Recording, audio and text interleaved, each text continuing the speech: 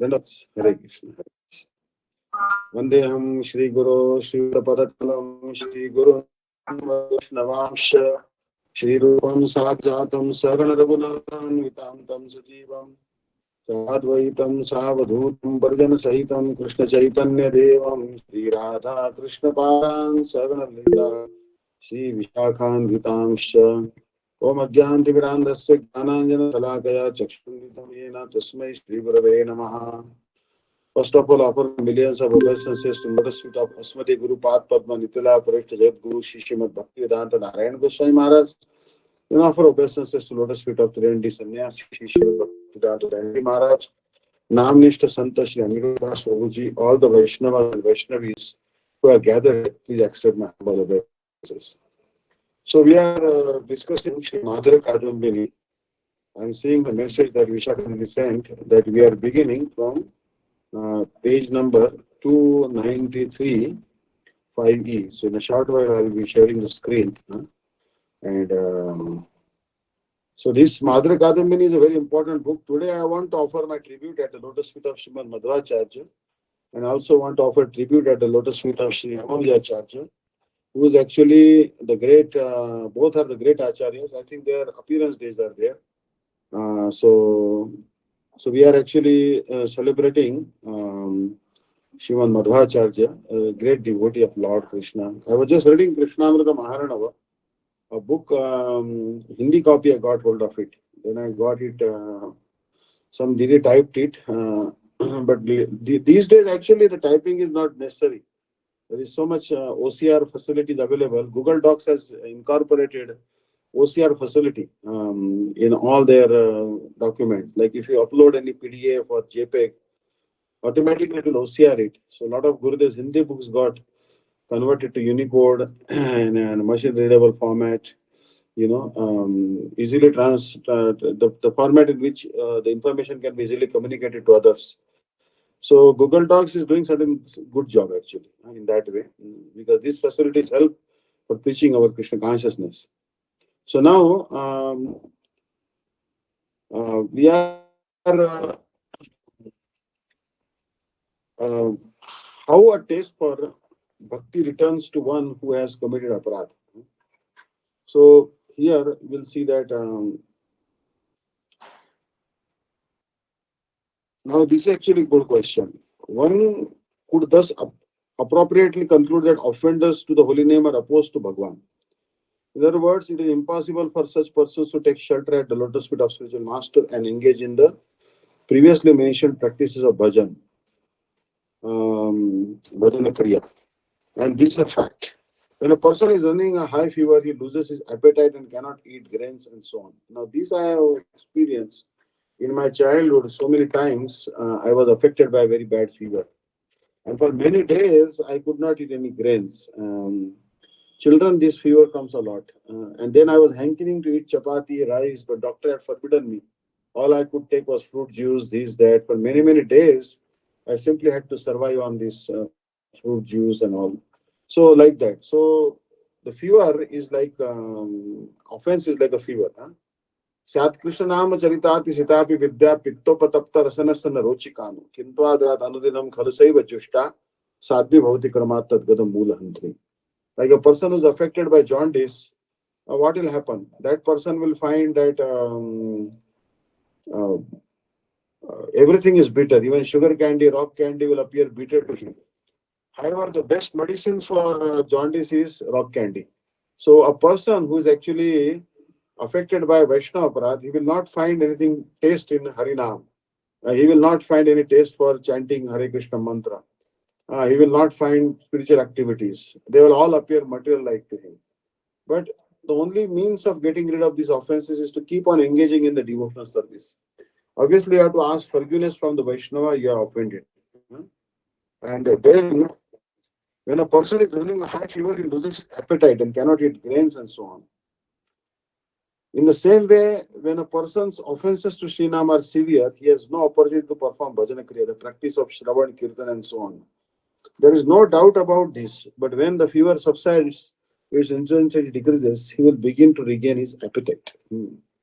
So this happened in Corona times also. A lot of people, they could not eat regular foodstuffs. So they were told, okay, you take some tender coconut juice like this. So simply by taking tender coconut water or by taking the any citrus fruit juice, their fever was relieved. Because citrus fruit had some vitamin C, and then basically the body has raised the temperature so that it can kill the virus. So they didn't take any medicine like aspirin or paracetamol to reduce the fever. They let the fever be there because they knew the fever will kill the virus, but they just avoided the dehydration by drinking tender coconut water every 2 hours. So in this way, simply drinking tender coconut water and taking citrus fruit juice, many people got rid of corona without any antibiotics or steroids or any medicines, nothing. Simply by letting the body act. Ultimately speaking, it's your body which will give you immunity. So you see that we have natural attraction for Krishna because we are part and parcel of Krishna. But because of committing Vaishnava aparadh, the holy name becomes unhappy with us. And as a result, although the holy name is very sweet, that sweet holy name appears very bitter to us. And so there is no doubt about this. But when the fever subsides, its intensity decreases, he will begin to regain his appetite. Similarly, after suffering for some time, the intensity of offense fades and a little taste develops for Bhagavad Gita. So you'll see that when we commit offense, then for some time we don't feel anything like chanting or hearing. We say, "Oh, I have nothing to do with this Krishna consciousness. I don't want to go to temple. I don't want to associate with devotees because we may have committed some serious aparadh." Then, because Krishna is unhappy with us, and Radharani is also unhappy with us, Guru Parampara is unhappy with us, Bhakti Devi is especially unhappy with us. So therefore, we don't find anything tasty. But after some time, Krishna is very compassionate. He thinks that, okay, he's a Jiva. He may have committed aparadh. Let me somehow forgive him. And that's why the holy name will forgive us slowly. Especially that Vaishnava who is actually also is never takes any offense. So that Vaishnava will also pray to Krishna that, oh Krishna, please, I'm not able to see that devotee anymore in the temple. Please bring him, bring him. Like Haridas Thakur. Haridas Thakur did not take any offense of Jagai and Madai. Rather, he prayed to Chaitanya Mahaprabhu that, oh Mahaprabhu, please don't chop up their heads. You have done a lot of this killing in Dwapar Yuga. You hit Dantavakra on the chest with a club and you hit Shishupal with a chakra and you killed Shishupal and Dantavakra. But in Kali Yuga, the same Shishupal and Dantavakra has come at Jagai and Madai. But in Kali Yuga, you have to give mercy to the Jivas of Kali Yuga. The Jivas of Kali Yuga are less intelligent. They have not. They have many offensive mentality. So if you start killing everyone, practically you will end up slaughtering every living entity because they all are offenders. So therefore, Mahaprabhu, he actually gave us this Navadvip Dham, which is more merciful than Vrindavan Dham. And he brought that name, Gaurahari name. In that name, there is no offense. Krishna नाम करे अपराधीर विचार नाम लेते अपराधीर न है विकार बहुधन्म करियदि श्रवण कीर्तन तबुतन पाए कृष्ण पद प्रेम धन चैतन्य नित्यानंद नाई ये सब विचार नाम लेते प्रेम धन बड़े अशुद्धा. So there is no consideration of offenses in chanting the holy name of God Nityananda. Krishna Chaitanya Gaurango Gaurachandra Sachisuta Prabhu Gaur Gaurahari Namani Bhaktidari. If you chant this name of Gaurahari, Bhakti will come. Nama Paradam Sakalam Vinashya Chaitanya Nama Shitamahavanam Bhaktim Paramya Pradado Janabhyotam Gaurachandram Pranamami Bhaktya. If we chant the name of Shachinandan Gaurahari, Chaitanya Mahaprabhu, then all offenses will go away. Especially if they are not very serious, they will certainly go away. If they are very serious, then we have to ask forgiveness and all. So, and serve the Vaishnava who we offended. But otherwise, minor offenses can be taken care by Gaur Nityananda's names themselves. So, here it is told that after suffering for some time, the intensity of offense fades and a little taste develops for Bhagavad Bhakti. Now, actually, this particular state in medical terminology is called convalescent state. Convalescent state is that I have experienced that after having typhoid for say 15 days, I used to develop little hunger and some taste would come on my tongue. Otherwise, when I have typhoid, I am taking antibiotics. I would find everything tasteless. I would find no energy even to get up from the bed. I will simply be lying in the bed. But once the effect of typhoid is subsiding, then what will happen? Slowly, slowly, taste will come in the mouth, and some energy will come to us. So offense is also like that. Offense is like fever. So slowly, slowly, the offenses are subsiding. Taste will manifest for chanting and holy name. Because the offense intensity is decreasing. So even after fever, nutritious food sources like milk and grains can only give limited, not complete nourishment to a convalescing patient. Now, a person who is just recuperating from the fever, you cannot give him rabdi or rasmalai or lassi and all that stuff. Strictly forbidden. Give You can give him some kashaya like black pepper and jaggery and some healing herbs, especially ginger, which is the king of all herbs, huh? Or Mahasulusin children like this. You can also give something honey, some medicines with honey and all, and you can give him little fruit juice and all, citrus fruit juice or something. But heavy food is not recommended, especially milk is very difficult to digest. So if that person who's recuperating and convalescing, he should not be very heavy foods. So like that, a person who just free from a very severe offense, he will not suddenly develop taste for chanting again quickly, but slowly, slowly it will develop. So in the same manner, when that person who is now qualified to perform bhakti engages for some time in the practices of Shravan and Kirtan, those practices will gradually bear fruit. So slowly, slowly we have to keep on chanting. Now many times the devotees say, "Oh, I am so offensive, then I should not chant at all." No, no, not like that.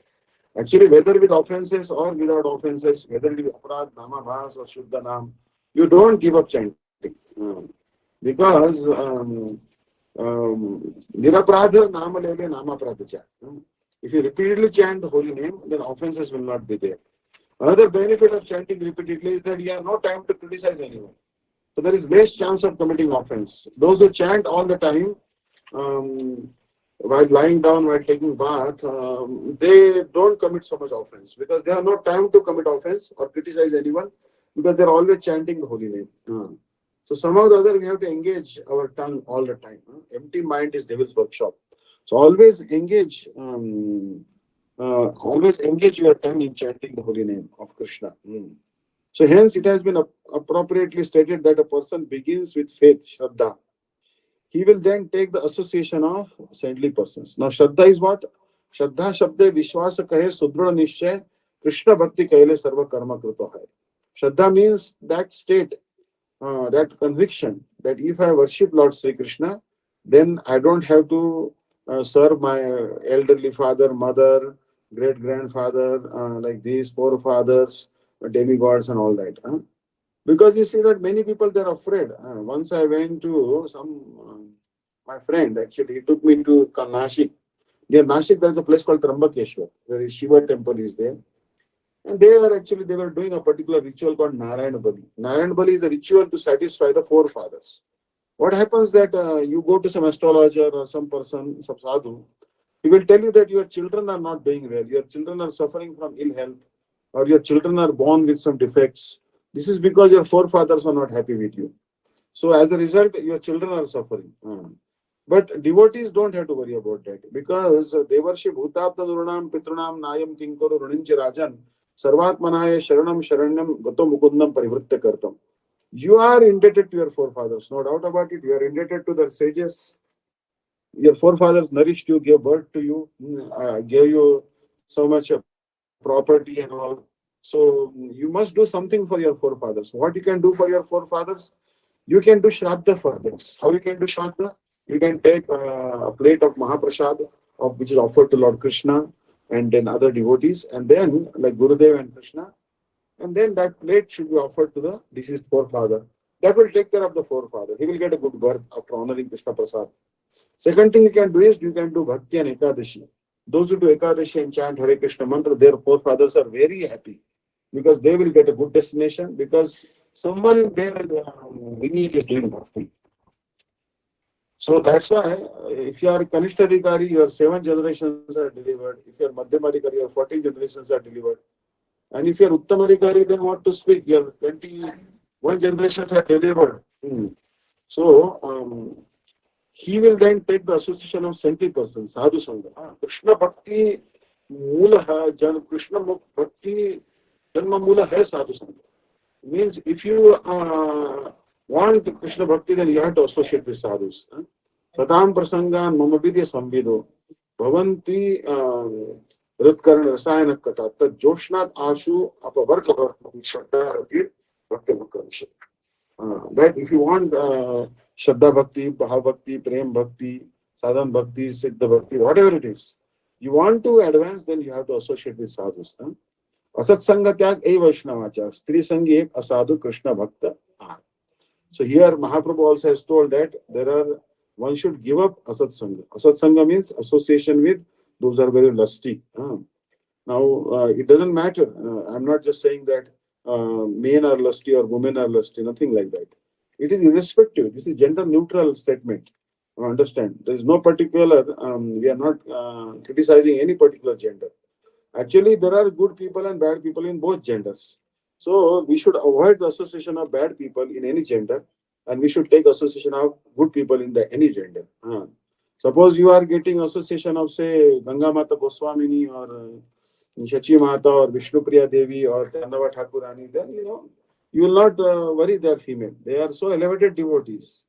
Or even Uma Didi, whose birthday we celebrated yesterday, or Shamrani Didi, they are very elevated Vaishnavis. Understand? If we get even their darshan, what to speak of association, we are purified. So, but there are also someone in male body also. They are great devotees like Sripad Dandi Maharaj, Anirudh Prabhuji, our Gurudev.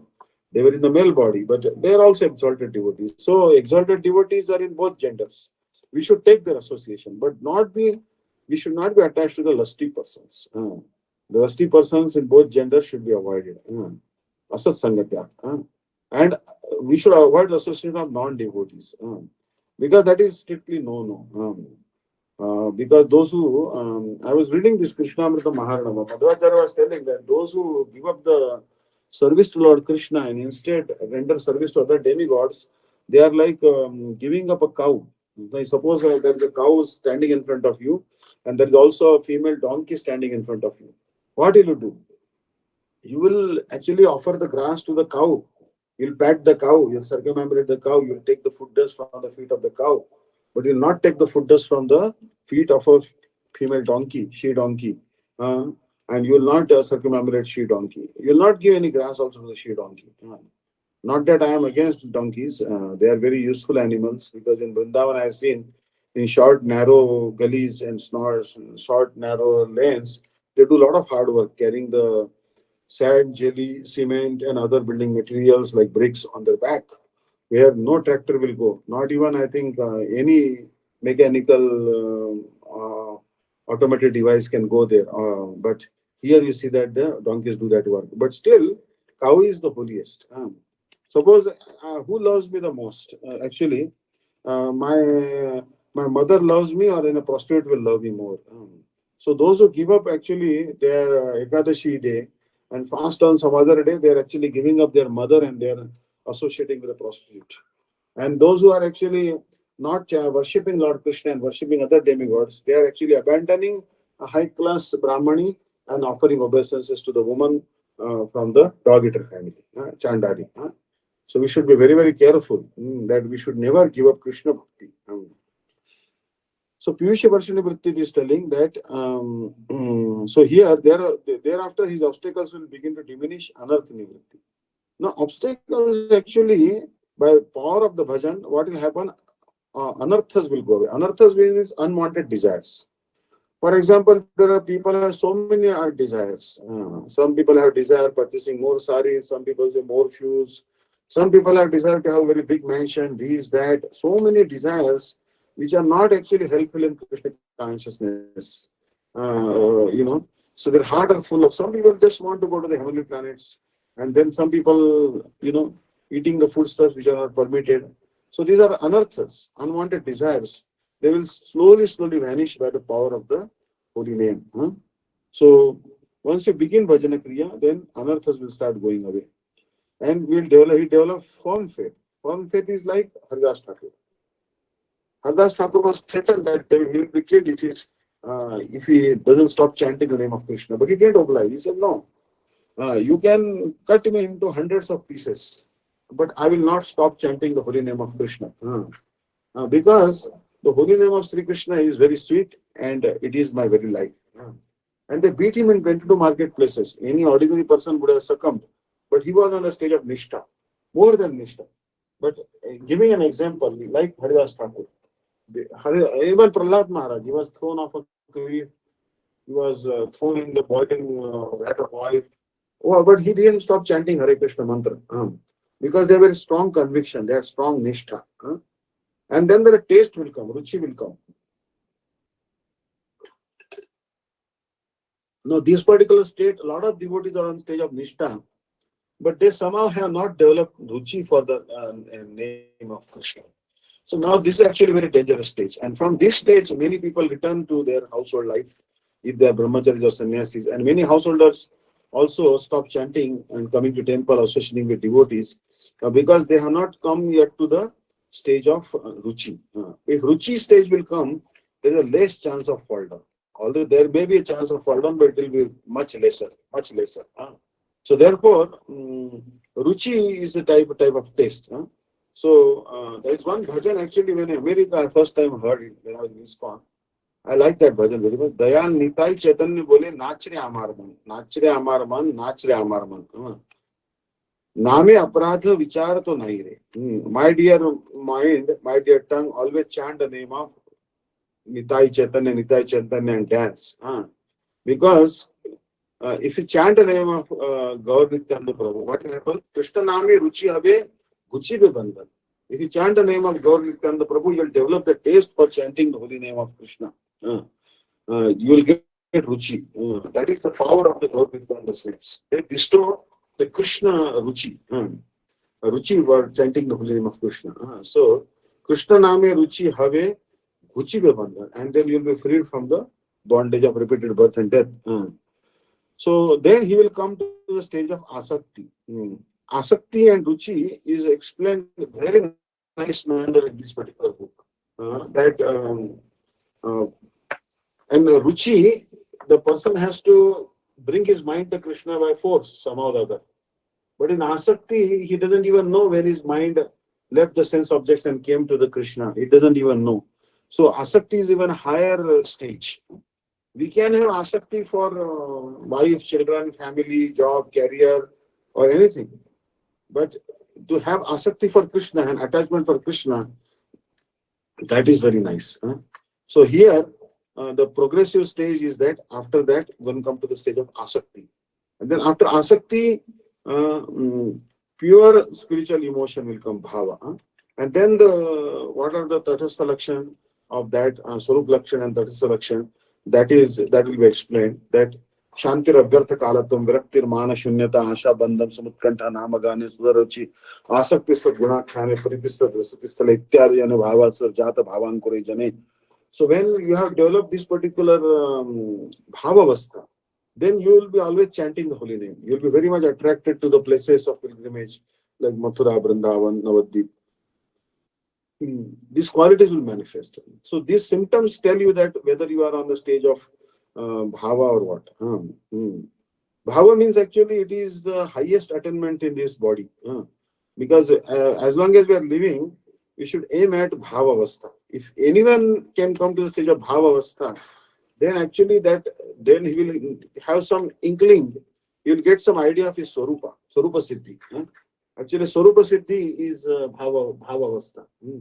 And those who have realized their Swarupa, what is my Swarupa, then they have achieved something very great. Highest achievement in this world is Swarupa Siddhi, to know what is your Swarupa. Because after Swarupa Siddhi, no stage is there in this world. After that, you simply go to Vastu Siddhi, where Krishna is performing pastimes in some other Brahmand, like that. So, this is actually a great achievement because Krishna Bhuli says, Jiva Anadi Bahirmukha Atayo Maya Taradya Samsara Dukha. We have forgotten Krishna from time immemorial. But that's why Maya is troubling us. But if we somehow turn to Krishna, then she will not be able to trouble us anymore. But not everyone will understand this.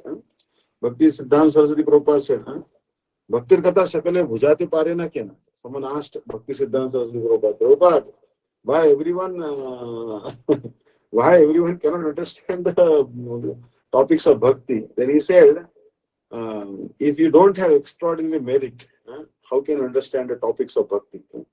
Uh, if you have there are two types of merits. Bhakti Siddhanta Saraswati is telling that there is extraordinary merit and there is ordinary merit. If you have ordinary merit, then you will only like the topics which talk about self gratification and liberation. But if someone has extraordinary merit, then that person will like the topics about devotional service of um, Krishna. So that's why one has to follow properly in the guidance of previous acharyas. If you are not following yourself, then how can you establish others in following? So that's why uh, this is the thing that this is a very elevated topics. This Krishna Bhakti, not everyone will be attracted, but those are very, very meritorious persons, they will only be attracted.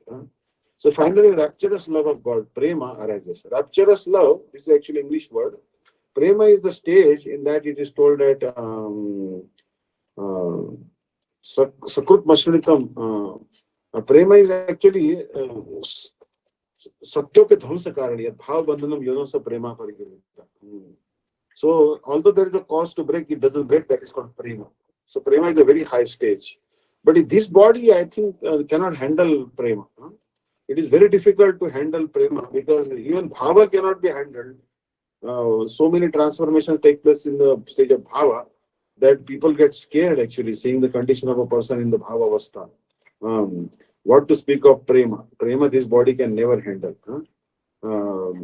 That's why it is called Piyush Vritti. It is not fitting that such fearsome aparats make the offender averse to Bhagwan, thus not allowing them to perform the practices of bhakti such as accepting shelter at the feet of Shri Guru, performing bhajan and so forth. The author comments that it is natural to have such a question. However, just a person with a high fever cannot eat foodstuffs. In the same way, as long as the person's offenses are severe, there is no opportunity for him to take shelter of the feet of Sri Guru and engage in the activities of bhajan like Shravan and Kirtan. So someone has very severe fever, then he cannot take very delicious foodstuffs. Imagine you cannot give idli vada dosa to a person who is feverish. All you can take is any fruit, any citrus fruit. Especially anyone is admitted to hospital in India, those who are visitors to the patient ward or ICU ward, they bring some fruit. They know that the fruit should be taken because fruit is easy to digest. You cannot take any heavy foodstuffs. So like that, you cannot take up hearing and chanting if you are committing any offense. You will not find any taste in that. Just like a person having fever doesn't find any taste in chapati, rice, or anything. So like that. When a person's fever reduces, he regains his appetite. Similarly, after suffering the result of offenses for a long time, the effects of the offense weaken and one develops some taste in the activities of bhajan. Like you see that Daksha Prajapati, he committed offense to Lord Shiva. As a result, he got goat's head. You must be knowing this story from Bhagavatam. Once Shachi Mata committed offense to Advaita Acharya. Shachi Mata cannot commit an offense, but just to show us, she criticized Advaita Acharya. So Mahaprabhu refused to give her Krishna Prem. Gopal Chapal, he contracted leprosy because he had offended Shiva's Pandit. Even not to speak of in the incarnation of Bhagavati Muni, Devananda Pandit ji, he had committed offense at the lotus feet of Shiva's Pandit. He did not forbid his students from evicting Shiva's Pandit from his Bhagavatam class. So Mahaprabhu did not forgive him also. But when he associated with Vakreshwar Pandit, a great devotee of Chaitanya Mahaprabhu, his offenses subsided and then he was able to release some hearing and chanting again. So it means that the great offense you have committed to a Vaishnava will go away only when you ask forgiveness from that Vaishnava. And especially if you associate with some elevated Vaishnava, then in the association of that elevated Vaishnava, you know the severity of offense you have done. Because many people, they don't even know that they have committed a Vaishnava aparadh. But nevertheless, Vaishnava aparadh is so severe that it will act, whether knowingly or unknowingly. If you commit Vaishnava aparadh, it will certainly act. But when we associate with elevated Vaishnavas, then we come to know what is really an offense. and how to get rid of it.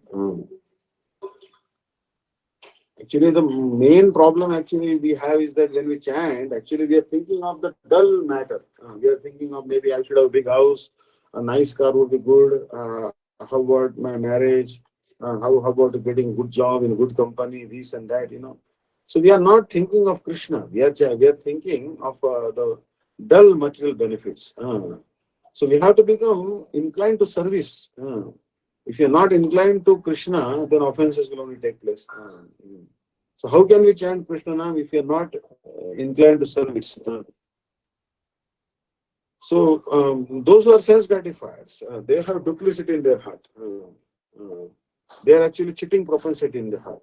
So they cannot chant the holy name of Krishna. Those are duplicitous. Because there is no difference between the name and Krishna himself. Nam and Nami, they are non-different from each other. So,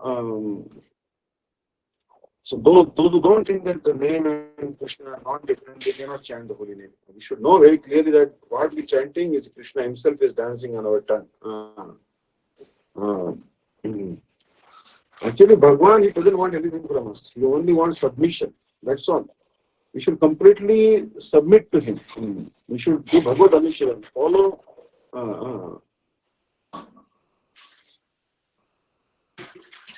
So, we have to completely surrender to Krishna, basically. That is what Bhagavan wants. So here, when a person's fever initially diminishes, nutritive foodstuffs do not nourish him substantially, only slightly. In the same way, even after the force of an offense has decreased, a person does not develop any significant relish for or realization of Shri Krishna's qualities, names, or pastimes. Suppose you give some heavy foodstuffs, especially ghee and all, to a person who is just recovering from a fever, he will not be able to digest that ghee or any heavy foodstuffs. He will, he will have loose motion or something, and he will not be able to digest it. But slowly, you'll find the relish for those foodstuffs. So those who are committed severe offenses to Vishnu or Namaprad, they are committed, they will not be able to chant the holy name at all with relish. But either way, if they continuously keep on chanting, then they will not get time to commit offenses. And slowly, the Nam Prabhu will remove their offenses also. Because Nam Prabhu is very merciful. So actually, when we say bhakti, bhakti means actually sadhan bhakti. Bhakti also means bhav bhakti, and bhakti also means prema bhakti. So bhakti has three stages: sadhan bhakti, bhav bhakti, and prema bhakti. So these are actually Shraddha, Bhajana Kriya, Sadhu Sangha, Shraddha, Bhajana Kriya, Sadhu Sangha, Anartha Nivritti, Nishtha, Ruchi, Asakti, Bhav. These are all the stages of sadhan bhakti, practicing devotion. But Bhav Bhakti is not the sadhan bhakti. Bhav Bhakti is the goal actually. And then there is Prema Bhakti, that is the highest achievement. So Prema Bhakti is actually Siddha stage. We are perfected now. But but Bhakti and Abhakti. But Abhakti is what? If you have any desires other than to satisfy Lord Krishna, that is Anya Vilash, then that is Abhakti. Pretty activities, trying to elevate yourself to the heavenly planets, that is Abhakti. Impersonal conception or philosophical speculation, Brahma, meditation on impersonal Brahma, Nirvishesh Brahmavad, this is all Jnana. Jnana may give you liberation, but not beyond that. And then yoga. Yoga will give you 8 mystic perfections. But that is not bhakti. Karma, jnana, yoga is not bhakti.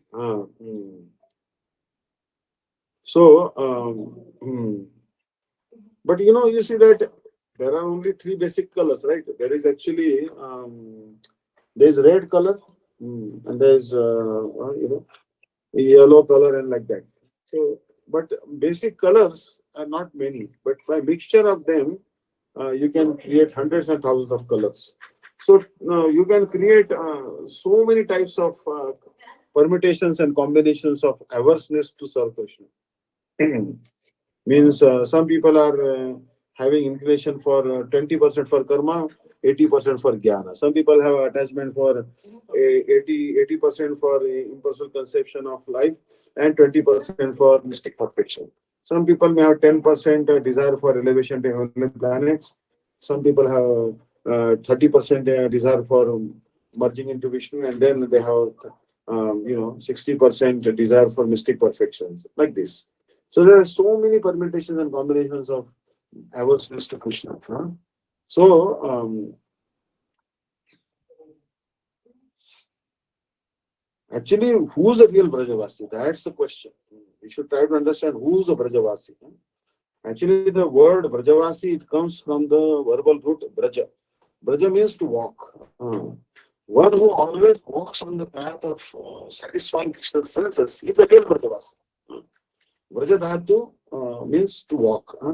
So, so if you want to do bhajan, then you have to be following the footsteps of any Brajavasi. But Brajavasi means one who walks on the path of satisfying Krishna's senses. So no one can engage in service of Bhagavan by giving up the service to devotees. So those who are serving Bhagavan, they are devotees. And if you give up the service to devotees, then you cannot serve Bhagavan also. So it is very, very important that we serve the devotees. So here you see that all these offenses, they're coming because no proper sadhusanga. So here said that his taste for them is negligible. But when he takes the appropriate medicine over a prolonged period, follow the diet to convalesce and so forth, his fever gradually disappears and his body regains strength. Likewise, when a person takes the medicine for aparadha, sincere and continuous service to Sri Nam, Sri Guru and the Vaishnavas, his aparadha gradually disappears. Like for example, Jagai and Madai that hit Nityananda Prabhu on the head. So finally, they asked Mahaprabhu that how will our offense go away? Then Mahaprabhu told them that Jagai and Madai, you do one thing. There are a lot of people, innumerable people come to take bath in the Ganges River. So what you do is you build a staircase so that they can easily access the Ganges water, take achaman, take bath. Otherwise, they will not be able to take bath so easily in the Ganges. So they started making a staircase called Ghat, access way to Ganges. And by personally, they used to do this seva. Now, so because of that service to the Vaishnavas, their offenses went away. Actually, they were Shishupal and Dutta. They were Ravan and Kumbhakarna. So as such, they had not committed an offense. This was only their Leela. But Mahaprabhu anyway told them that you serve the Ganga. But Ganga is also pure devotee. Like we serve, when we cross the Ganga river, then Navadvip, actually there are 9 islands. There are 5 islands on one side of the Ganges, 4 islands on the other side. So when we sit in the boat and we cross the Ganga river, we have to pray to Ganga that, oh Ganga, by your mercy only we are having darshan of Navadvip Dham. So give mercy to us. So this Jagai Madhai, in order to get rid of their offense to the lotus feet of Nityananda Prabhu, they started serving Ganga and serving the Vaishnavas. And as a result, all their offenses went away. So it shows very clearly that offenses will go away if we continuously serve a Vaishnava. Especially we have to serve that Vaishnava who we are offended. We should try to, in the beginning, he may not accept our seva or he may be angry with us. But slowly, when he sees that we are serving that Vaishnava, he will forgive us. So we should serve all the Vaishnavas, especially those we are offended. If we are criticizing any Vaishnava knowingly or unknowingly, then we should try to praise that Vaishnava. Vaishnavas are very much dear to Lord Krishna.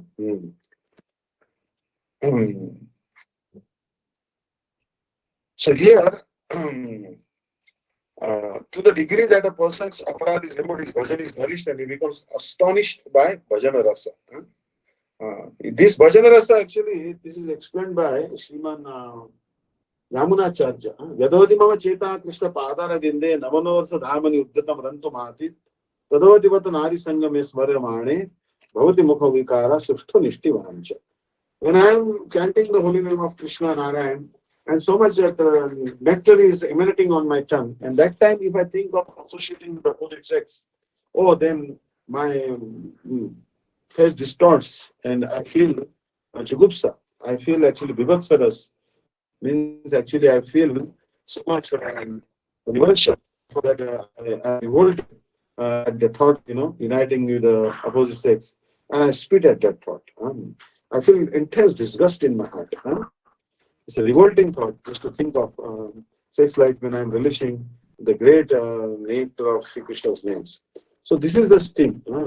Once we develop a taste for the holy name of Krishna, all other mellows, they become insignificant. All the worldly mellows, they become insignificant.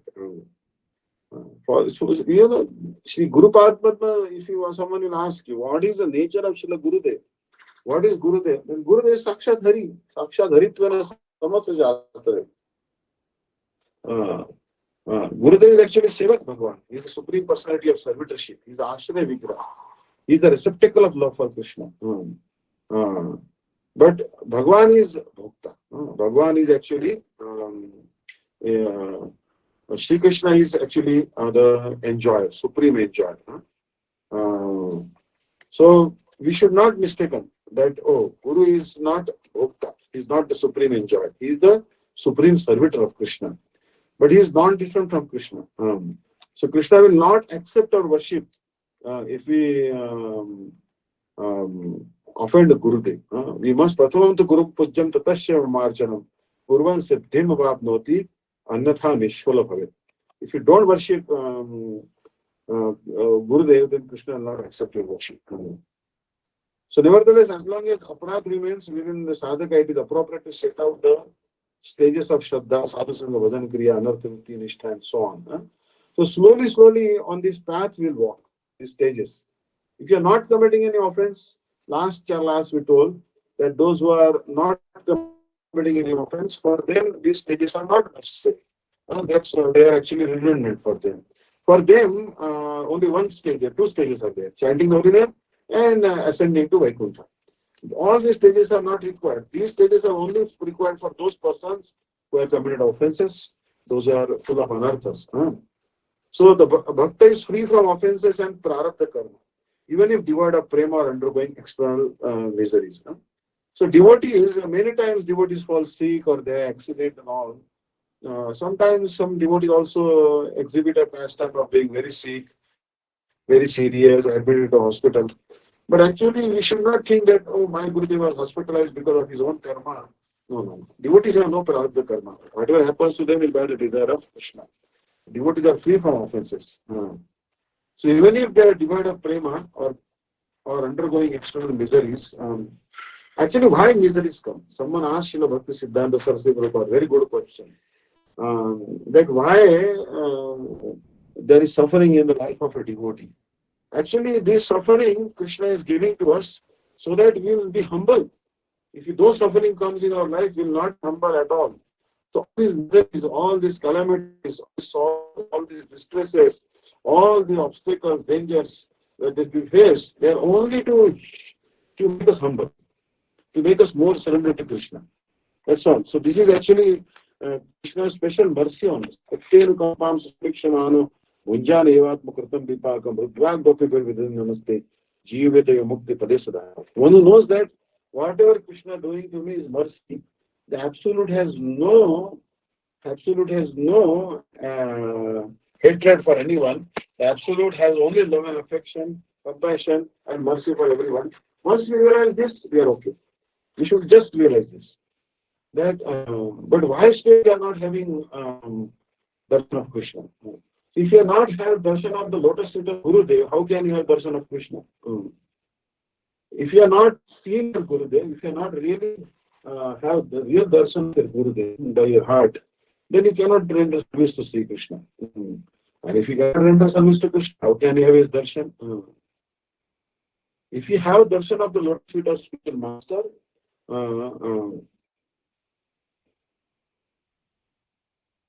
so some people, they have darshan of the lotus feet of Gurudev, but if they really had darshan of their Gurudev, then why they are attracted to the material world or they are attracted to a member of opposite sex? It means that actually after receiving the darshan of the lotus feet of Gurudev, we should not be attracted to the material world. We should not be attracted to the member of opposite sex. That will not be auspicious. So then how can we render service to Krishna? So therefore, we should first serve Gurudev. And we should not think that this Gurudev is ordinary human being. That is the greatest offense against the holy name.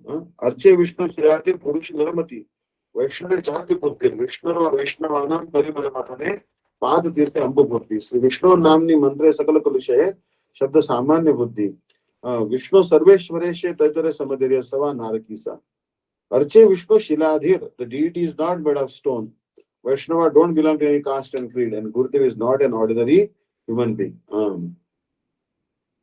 So here, sometimes upon not perceiving the symptoms of prema in devotees who are fixed in their practice of Nam Kirtan, and upon witnessing their inclination to perform misdeeds, some people attribute it to offenses to the holy name.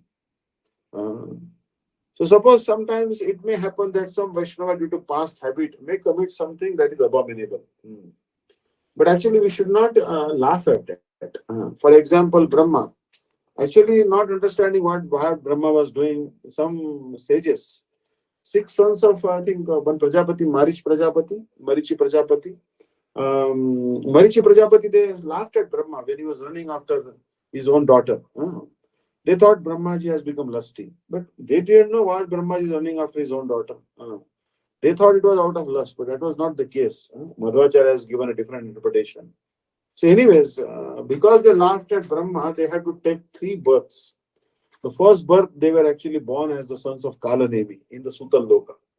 Then, because they were not chanting the name of Hiranyakashipu, they were only chanting the name of Krishna, because they were devotees, they were the sons of Prajapati, Marish Prajapati. So as a result, they were killed by maybe another demon there, I think. It was, so someone killed him actually. Kalnemi maybe killed him.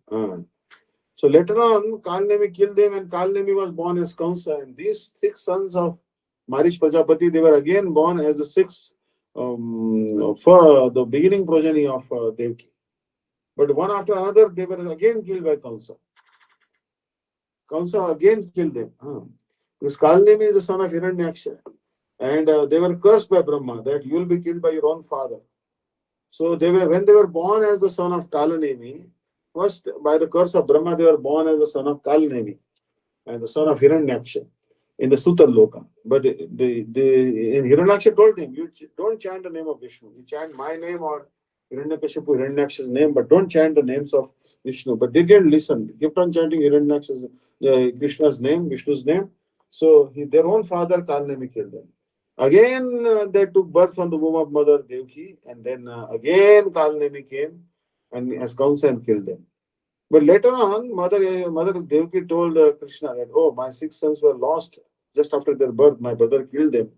Please bring them back. Krishna brought these 6 sons back from Sutal Loka. And then Mother Devki, feeling parental affection, motherly affection for these 6 sons, she gave them breast milk.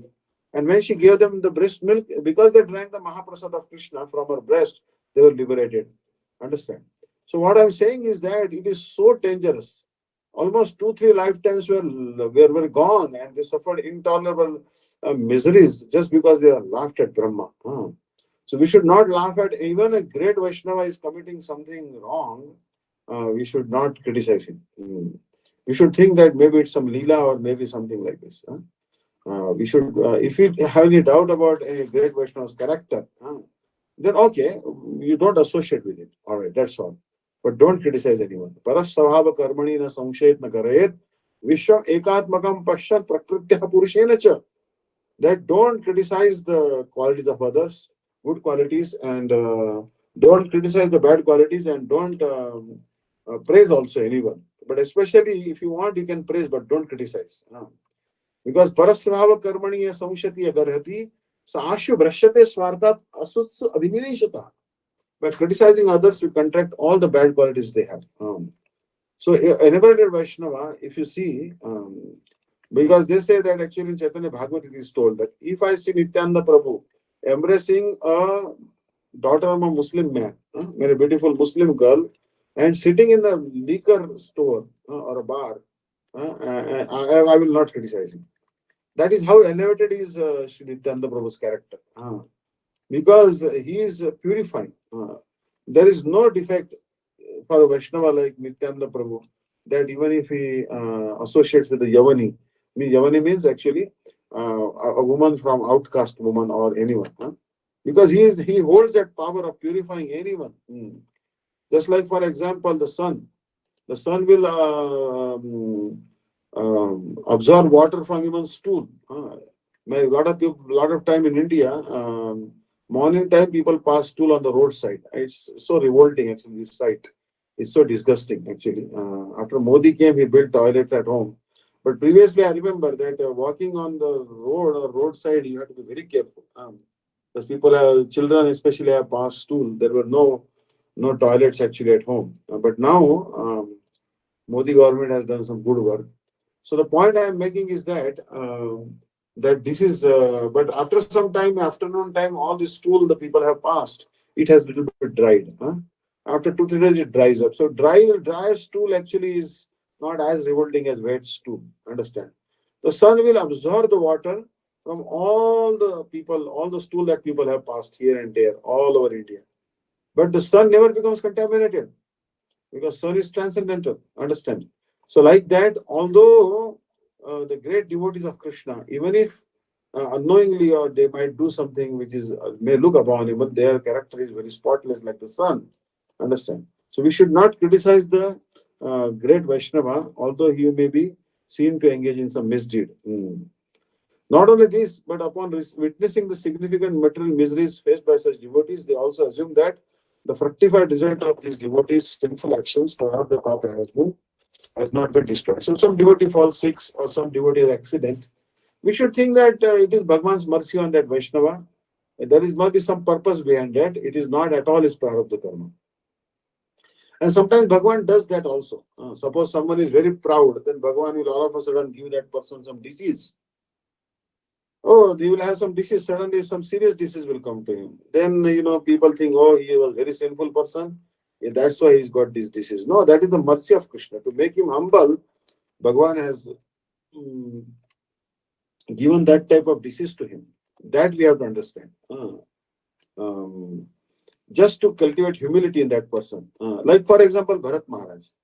Now, Bharat Maharaj, Srila Gurudev told that, and Bharat Bhagavatamritam, Srila Sanatana Goswami also agrees with that, that Bharat Maharaj apparently was attracted to deer. Baby deer. How can he be attracted to a baby deer? He was not even attracted to his own son. He was not attracted to his wife. He was not attracted to his kingdom. He left them as if when you pass stool, you don't even look behind, at the stool. Because the sight of stool is so disgusting. So like that, he left his relatives, wife, children, as if one leaves stool behind. How can he be attracted to a deer? But actually, it was maybe Krishna's arrangement because Krishna thought that he to develop strong attachment to me, it may take many lifetimes for Bharat to come to my abode. So let me send him to the species of a deer. When he goes to the species of deer, he will feel such intense separation from me that the work which would have taken many lifetimes to come to my abode happened just in just 2 3 births. First, he was born as a deer. Then next, he was born as a brahmana like this, and that's it. Huh? And then he was within 2 3 births, he was back to Godhead. Understand? So you see that, and he gave the instructions. Jad Bharat only gave the instructions, which we have to itch them in our heart. We have to record them in our heart. Rahuganat tapasana yati na chijjayana gurapa nirvapanatva na chandasana eva jalagde surya vina mahat padarajobhisheka. If he was fallen or he had committed an offense, then how can he give such nice instructions to King Rahugan? And if he had really fallen from the path of bhakti, then why Bhadragali came? Because there was actually some people, tribals, they were living in the forest and they wanted to person to slaughter in front of Kali. So they found this healthy Brahman and they took him and they bathed him with nice water and fragrant scents and this and that, and they decorated him with cloth and decorated him with garland and about to slaughter him. That time Bhadrakali could not tolerate that a devotee on the stage of Bhava, rarest of the rare devotees, being slaughtered for no reason. She came out of her Vigraha. Even today, that Vigraha is there in Kurukshetra. And she just chopped off the head of all these tribal people who were committing this offense. And, she vanished. She came with her friends, she attacked them, killed them all, and she vanished. So you see that even Devi could not tolerate this. So Vaishnavas are never fallen. Now, can you say that, that Yudhishthir Maharaj gambled a match, he gambled away his wife also, so he's fallen? Never and never you should think like that. Actually, Yudhishthir Maharaj, he is teaching the whole world. He is Jagat Guru. He's teaching us by the example that you should never gamble, because gambling is such a great addiction that it will ruin your entire family.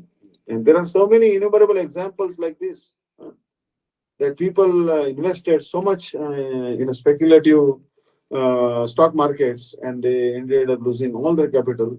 They not only had invested their own money, but they had borrowed money from others and invested in the stock exchange. And all of a sudden, stock market crashed and they lost all the money. They ended up committing suicide because they couldn't show their face to anyone. So why would someone like Yudhishthir Maharaj on such an elevated platform engage in gambling, just to show us the downside of gambling? Why one should not gamble? Now Saubhari Muni, why curse Garuda? Understand? Like he was taking Saubhari Muni was inside the water for 10,000 years. But once Garuda came and picked up a king of the fish, and then Saubhari Muni was angry with him and he cursed him that if you at all come here, you will die. Because he cursed Garuda, he had committed a Vaishnava aparadh. And as a result, he developed a desire to get married, and he married the 50 daughters of King Mandata. So did Saubhari Rishi really commit an offense? The Saubhari Muni, who is doing austerities inside the water of Ganga for 10,000 years, doesn't know this basic principle that he should not criticize Garuda and not curse him. Actually, Saubhari Muni did this only to show the world that what may happen if you forbid an elevated Vaishnava from coming to your village or your city. The lust will come in your heart and you'll feel like getting married. So to show the whole world like this, they are doing like this. So the Saubhari Muni or Bharat Chakravarti or any great devotee is doing something. It is very difficult to understand. Like Yudhishthir Maharaj, if we'll commit an offense if we criticize Yudhishthir Maharaj, because Yudhishthir Maharaj is actually elevated bhakta. He's more advanced than Hanuman, much more advanced than Hanuman. He is having the parental affection for Krishna. He is having brotherly affection for Krishna. He has affection in fraternity, like friendship. Three types of attraction he's having for Krishna. Krishna bows down to him and offers pranam to him. Like Srila Gurudev said that he is incarnation of Dharma. And he has the most powerful, more powerful than Bhima and Arjuna. Bhima and Arjuna, they were powerful because of their skills in archery and also skill of fighting with mace and club. But Dharma was on the side of, he had the topmost knowledge of Dharma. That's why he's the king of Pandavas. He cannot commit this trivial sin like civil offense of, gambling and all. But this is only by Krishna's desire that fratricidal war should take place. And to show the world the side effects of gambling, he did that. So Vaishnavas are always he is told that not only this, but upon witnessing the significant material usually faced by such devotees, they also assume that 35% of these devotees' sinful actions, the Papa has not been fully destroyed.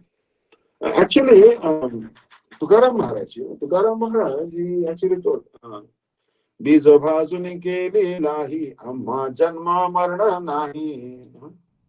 So here, Tukaram Maharaj is giving an example. You take a frying pan and you just fry a few seeds, whatever seeds they may be. There may be, wheat seeds, or there may be any millet seeds or whatever seeds.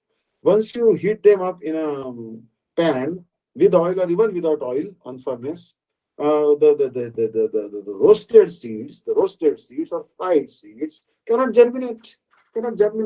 So for a Vaishnava who is always chanting the Hare Krishna mantra, the seeds of material desires are completely roasted.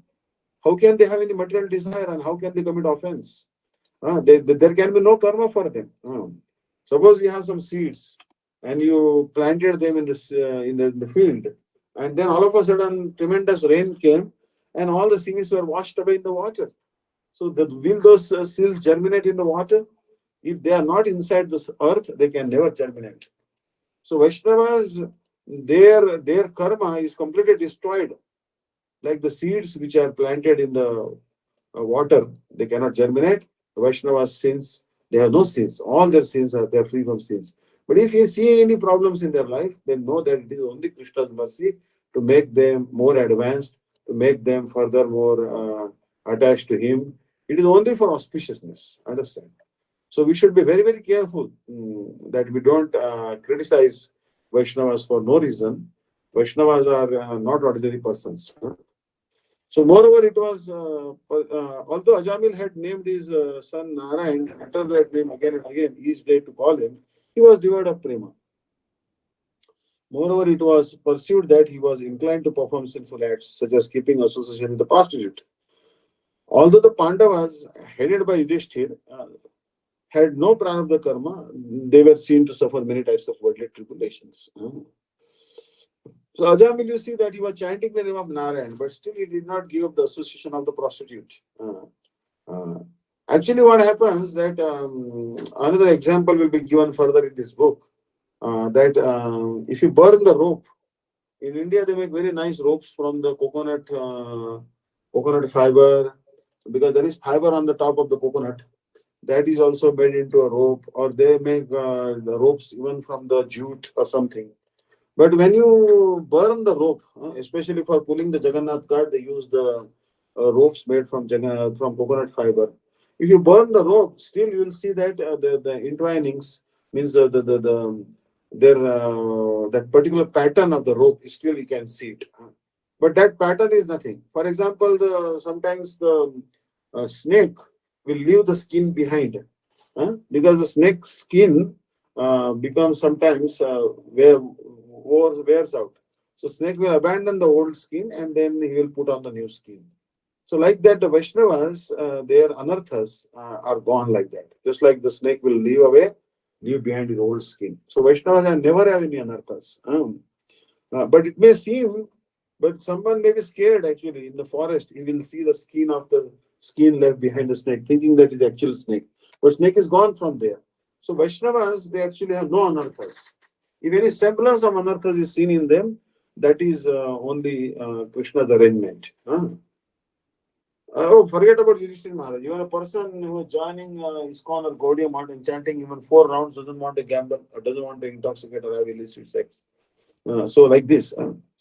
So it has already been stated that when the symptoms of prema do not arise, despite a person's engagement in devotional practices such as Nama Kirtan, it evidences the presence of aparadha. The author now states, however, that this principle is not universally applicable. It is also seen that some persons, although devoid of aparadha, manifest no symptoms of prema and still maintain a tendency to sin. So actually, some people are really free from aparadha. For example, Ajamil. It has been determined throughout the Shastra that Ajamil was free from aparadha. Had it not been, it would not have been reasonable for the Vishnu Dutas, emissaries of Sri Vishnu, to come and to protect him as a result of his uttering a semblance of the holy name, Namavas, when calling his son. Nor would his attainment of Vaikuntha have been possible. Actually, Ajamil, he never got any chance to commit Vaishnava Aparadha. Because he was living in the prostitute. No Vaishnava is to come to his home. And he was so fallen that no Vaishnava wanted to associate with him. Same thing with Jagai Madai. Jagai Madai, Jagadananda and Madhavananda, although born in Brahmin family, because they were bad habits, drinking liquor and, always causing trouble. They were big rowdies, gundas. So, big antisocial elements. But Vaishnava used to keep far away from them. They never had any time to criticize any Vaishnava or to offend any Vaishnava. The only person they offended was Nityananda Prabhu, and who doesn't take any offense. So Nityananda Prabhu forgave them and delivered them. Understand? So Ajamil had no offense whatsoever. He may be sinful. See, being sinful means what? Being sinful means actually you are doing some activities in which are not in relationship with Krishna. For example, there is a person walking on the street. He is not a devotee of Krishna. If you harass him, then that is actually sin. It's a big sin. To harass any living entity, even a dog, cat, hog, pig, that is a sin. But to offend a Vaishnava is an aparadha. Understand? So if you offend an ordinary person, it is sin. If you criticize ordinary person, it is sin. If you beat up ordinary person, it is sin. It is papa. You will have to suffer for that in the hell. But if you beat up a Vaishnava, it is not sin. It is 100 and million times more dangerous than sin itself. So therefore, we should not commit offense to any living entity, and especially Vaishnavas also, we should be very, very careful. Because whatever activities you do against Tulsi Devi, anything that is connected to Krishna, not just Tulsi, but even Ganga, Ekadashi, Shaligram Shila, Radha Krishna, Dham, it becomes an offense. It is not seen anymore. Anyasthane Krutam Papam Tirthasthane Pranashyati, Tirthasthane Krutam Papam Vajraleko Bhavishyati. Mathuraya Krutam Papam, Mathuraya Vinashyati, Anyasthane Krutam, Tirthasthane Krutam Papam, Mathuraya Vinashyati, Mathuraya Krutam Papam, Pradakshinaya Pranashyati, Mathura Bhumi Mahapunya Yatra Papam Natishtati. If you commit sinful activities, then suppose you are committing sinful activities in your own city, then if you go to any holy place, then those sinful activities will go away. But if you commit sinful activities in the holy abode of Krishna, some abode like Kashi or Haridwar, then they will go away in Mathura or Navadvip. But if you commit offenses in Navadvip or Vrindavan, then what will happen? Then you will have to do parikrama and ask forgiveness from that dham to forgive your offenses. Understand? But in Mathura, no sin can remain there because it's a very pure abode. So we should be very, very careful that we don't commit sinful activities in holy places. And in your own city also don't commit sinful activities, because sometimes a tendency may come in our heart that I am now chanting Hare Krishna mantra, so I got a chief formula to get rid of all my offenses. So let me commit lot of sins, lot of offenses, and on the strength of chanting the holy name, I will get rid of all my sins. Now that mentality will lead to an offense. So Ajamil had named his son Narayana. Chaturunam Vedanam Rudemeda Makrashya Jaharina Chaturgir Varanish Putamagati Narayana Padam. Tadatat Gayanto Vayamanisham Atmana Madhuna Punimo Janiman Hariparitoshai Kimapi. The essence of the four Vedas, Rigved, Samved, Yajurveda, and Atharved, is stored in the four syllables Narayana. So those who chant the name of Narayana, they are giving great pleasure to Lord Krishna. So Jamil was chanting the name of Narayana at the time of death. She was delivered. So now 5 he says that Sri Nam Prabhu may not reveal himself despite being pleased with the devotee. Tasmat phalam api vriksha prayasha kala eva phalati itivat niraparadeshu prasidat api nama swaprasadam kala eva prakashayat. Now this is very clear. Today actually I ate some fruit which I ate first time in my life. That fruit is called Lakshman Phal. It has some thorns on it, but they are not very sharp thorns. They are very, so it's a very, very big fruit compared to Sitafal or Ramfal. And it was a little sour also. Maybe because it was not fully ripe. Maybe fully ripened, maybe a little sweeter. It's a very good medicine for cancer. They say Lakshman Phal. You can check on Google. But you see that a fruit is hanging. Lakshman fruit is there on the tree for a long time. But with a hook, one devotee removed the fruit. He didn't let it ripe. So a fruit may be on the tree for a long time, but it will ripe only with the time. It may take some fruit take longer time to ripe, like this. So someone may be chanting an offensive name, but he may not manifest all the symptoms like tears and those things. So the holy name also, one may be chanting offense, the holy name without offenses, but holy name will not be pleased with that person. It may take some time for that holy name to bestow any benefits on that devotee. So, Purvabhyasat Kriyamana Papa Rashir Api Utkhata Damshtroga Damsha Iva Kinchit Karayeva.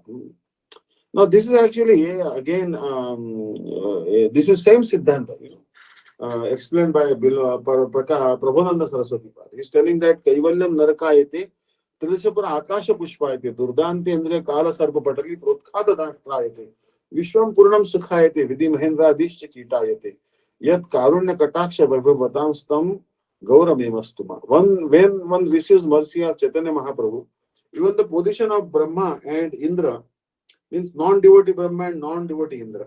Our Brahma is devotee and our Indra is devotee also, and our Brahma is also devotee. But suppose someone offers you a position of a non-devotee Brahma or position of non-devotee Indra, you would not accept that if you receive the mercy of Chaitanya Mahaprabhu. Snakes are very dangerous, no doubt about it. But if you remove the fangs of the snake, then the snakes, they are not dangerous anymore. In India, there are many snake charmers. They remove the fangs of the snakes. And then they carry the snakes on their shoulder, on the back. But if the snake has fangs, they would not come even 1 meter close to that snake. Very dangerous. So when your senses are no more trouble you, just like a defanged snake, if you have mercy of Chaitanya Mahaprabhu, and even impersonal liberation will appear hellish to you. Kaivalyam narakayate. Even the heavenly planets will seem insignificant to you. Actually, the illusory. The happiness one receives in the heavenly planets is totally illusory. There is no actually happiness in the heavenly planet. There is more enviousness there. More fights are going on there. So that's why someone asked a question to Srila Prabhupada that do animals want to become human beings? And Prabhupada said, yes, all animals are hankering to become human beings, but he said not just animals. Prabhupada said even demigods want to take birth in the land of India, taking a human birth, because you cannot go to Vaikuntha straight from Swargaloka. Very difficult, because there is so much sense gratification available on the heavenly planet. So many demigods also are standing in a queue so that they can take birth in the land of India, on the earth planet, and do bhakti and go to the spiritual world. So this such a great opportunity has come to us. So we have to take advantage. Actually, that many times, many people are willing to tell us pastimes of Krishna. But Prabhupada has told us very clearly, who can give us darshan of Bhagwan? Only that person who's 24 hours doing service to Krishna. 24 out of 24 hours, one other person who's doing service to Krishna, that person can help us have darshan of Krishna. And we should hear Harikatha only from such a person. So we should try to hear Harikatha from very elevated Vaishnava. Thus, just as a fruit tree only gives fruit seasonally at a suitable time, similarly, the name of Bhagwan, being pleased with an inoffensive sadhaka, bestows his mercy at the appropriate time, not immediately. Like in India, there are many mango trees, but they will start giving fruit in 2-3 months' time. Now the spring season has come. When the spring season ends and the summer season comes, the mangoes, there will be mango season. In Tirupati, we used to get many bags of mangoes as donation. The sweetest of all the fruits. But mango will not ripen in any other season. Obviously, there are some varieties of mangoes there. They give fruit all through the year. But generally, mango will give fruit in the summer season. The mango needs heat in order to bear the fruit. So even if the devotee may be chanting an offensive holy name, but it will take time. When the holy name will be pleased, then holy name will manifest its power before him. Not until then. So he only delivers the result of his sadhana to him at a suitable time. It is thus understood that the heaps of sins that the inoffensive Ajamil committed out of habit were as harmless and insignificant as the bite of a fangless serpent. Once you become a devotee, even if some sinful propensities may remain in your heart, but they are not actually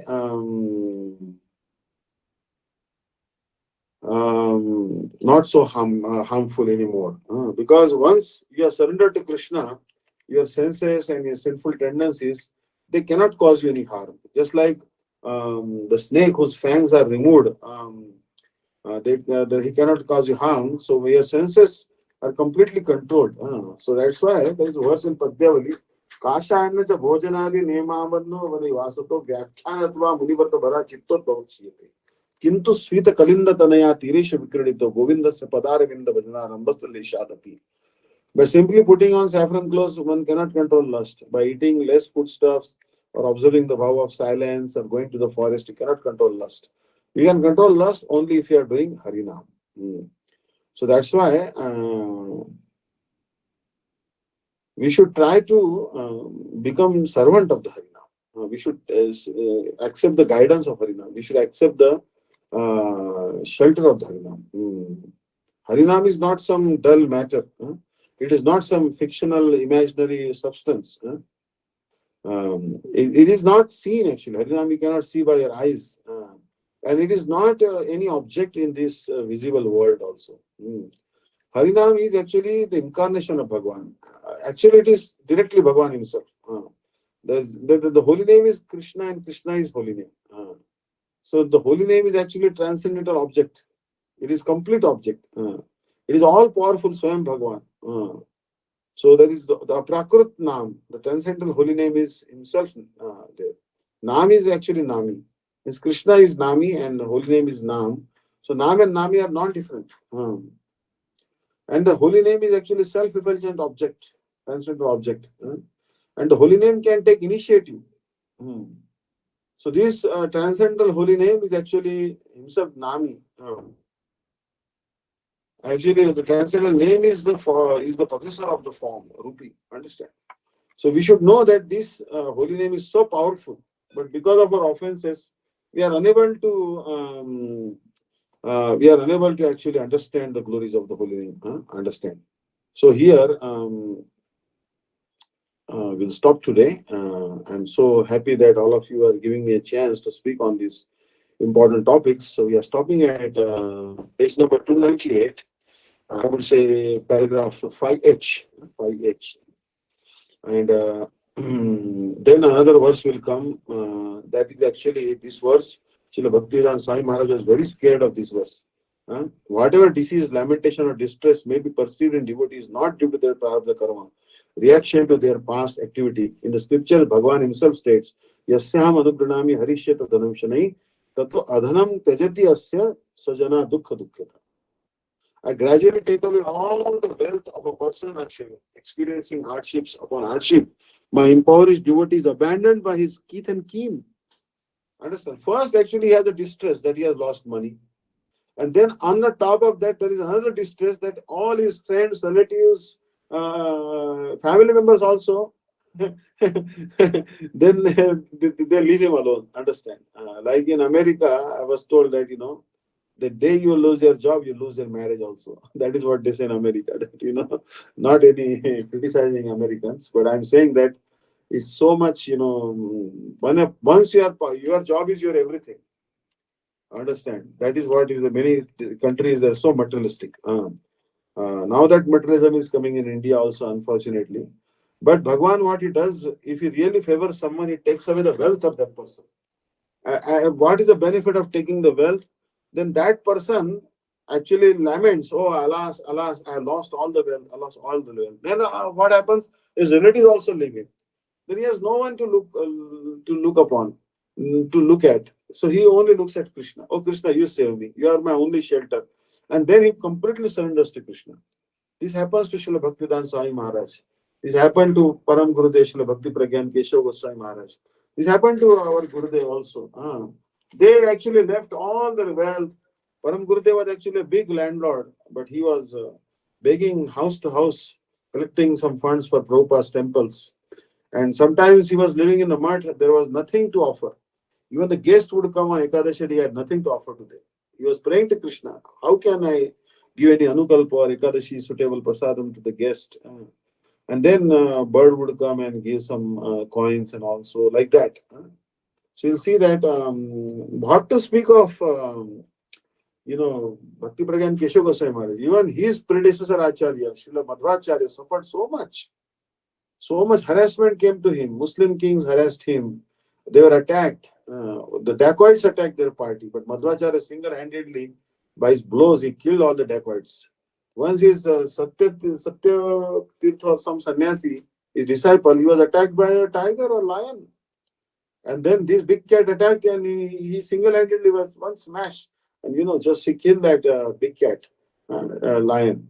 How powerful was Madhvacharya? Today is appearance day. We are actually very, very fortunate to be in this sampradaya. Madhvacharya is such an amazing personality. He is Hanumanta, Bhima, and he's also he's Mukhya Prana. So, severe disease and poverty are the symptoms of my mercy. Bhagavan is telling. Severe disease. Like now, this is only Gurudev can tell like this. One time, one person came to Srila Gurudev. Said, I am suffering from cancer. And then Gurudev said, don't worry about it. Very soon you'll have a new body which will have no cancer. So easy. Gurudev said that you lose your eyes. Now, losing eyes is actually the worst thing we can imagine. How can we live without eyes? But Srila Gurudev is telling that if you have eyes, people will tell you so many duties, chores, do this, do that. But if you have no eyes, they will tell you, just sit here and you chant Hare Krishna. So he said that is the benefit. If you lose your eyes, actually it is good for you. Because then you have nothing to do all day. You can sit in one place and you can chant Hare Krishna mantra. Only Gurudev can speak like that because he has realized this truth. Yasyaham anugranami harishyatadamshana. Severe disease and poverty are the symptoms of my mercy. Bhagavan is himself telling. I don't give this mercy to everyone, especially devotees are great favor. I give them this mercy. We find many such statements in the scriptures. Bhagavan, the benefactor of his devotees, indeed most adept in and increasing his devotees' humility and eagerness through suffering. Very clearly mark these words.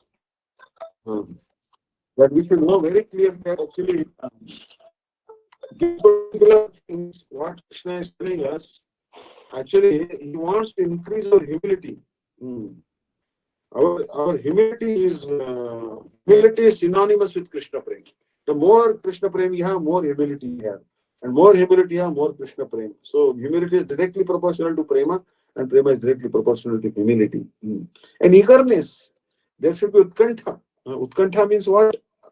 That is what our Chitraketu Maharaj, when he became Vritrasur, actually to call him Vritrasur is also not good. Madhva Sampradaya, they don't like to call him Vritrasur. Hey, he's not an Asura. He's a devotee. We call him Vritracharya. They call him Vritracharya. So Vritracharya or this particular Chitraketu Maharaj, Mahatara Saga Stanya Vyatha Vatsatara Kshudartha Priyam Deva Vishakam Vishana Mano Arvindaksha Dukshapa. Now, this particular prayer is about eagerness to see Krishna. Word in Sanskrit is Utkantha. The life has come in the throat. Somehow that person wants to see Krishna so eager that his life has come in his throat. Just like the birds who are not developed, the baby birds who are not developed feathers, they want to see their mother when the mother will come in the nest and feed us. How the calf is waiting for the mother who has gone to the pasturing ground to return and feed the milk. And how the beloved waiting for her lover to come from a distant country so that she can share all the loving dealings with particular like that. So we should know that this is the thing. So that Utkantha we should develop. So Bhagavan wants to develop our humility and eagerness. These are the essential things to get Krishna's mercy. So when Krishna gives poverty and severe disease, then we completely surrender. So since the devotee is free from the result of his previous actions, the suffering he endures is given by Bhagavan. Now this is Bhagavan's special mercy. There is no disease written in his horoscope. There is no accident written in his horoscope. No poverty is written in his horoscope.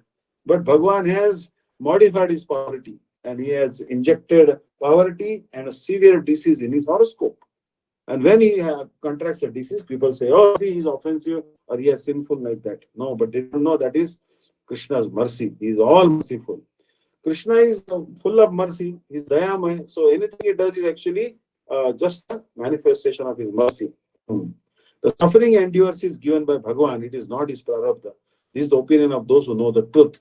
So thus ends the Bhavanuvad of the third share of nectar named Sarva Graha mention of all impediment. Thank you so much for attending the class today. I very much appreciate. Hare Krishna. Danda pranam, sir. Hare Krishna. Hare Krishna. Vanchakalpataru Vaishya Kripala Sindhu Deva Chapatakam Tavani Vaishnavi Dhruvanam. Dhanyavad. Hare Krishna. Hare Krishna. Hey Krishna Maharaj, thank you so much. Sorry, you said page number? Yeah, actually, this particular, I would say that we are 5H and we now you can say 299. Sorry, Maharaj, you're Page number cutting too. 299. Again, say 299. Oh, okay. Thank you so much. 299. Maharaj, question I will 299. message Okay, you. sure. 299. Okay. Yes. Hare Krishna. So anyone have any comments or questions? There's a question mark in the comment box. Okay. Actually, there is a question in the comment box. All right, let me take a quick look at it. All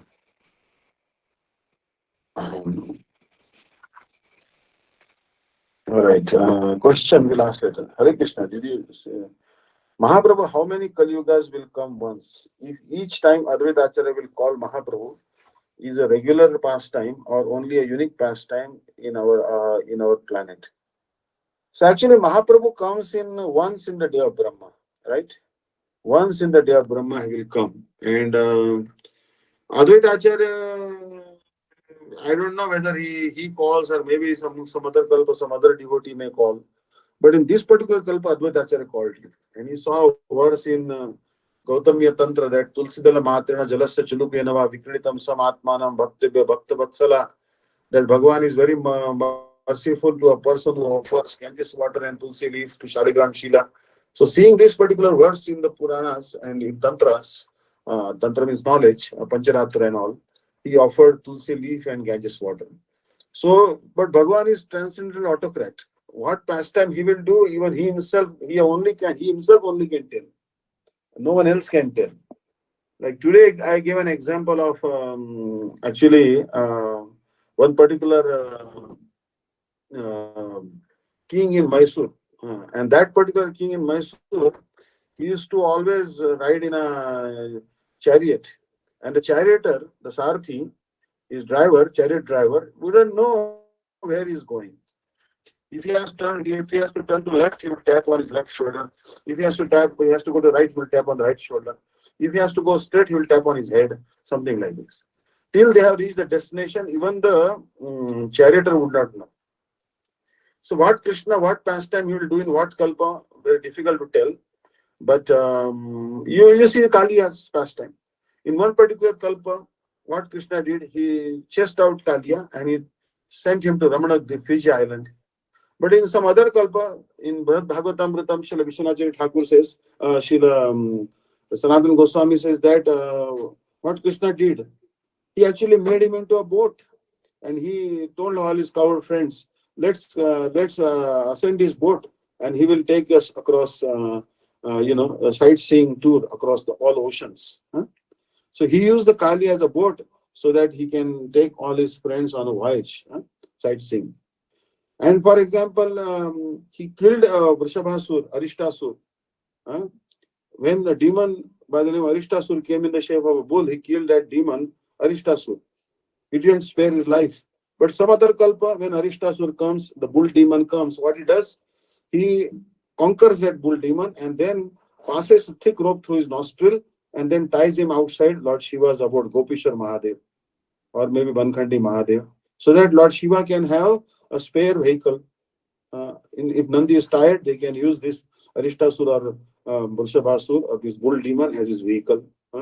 So only Krishna can do this. So he knows what pastimes will take place. But generally speaking, Lord Chaitanya Mahaprabhu does not come in every Kali Yuga.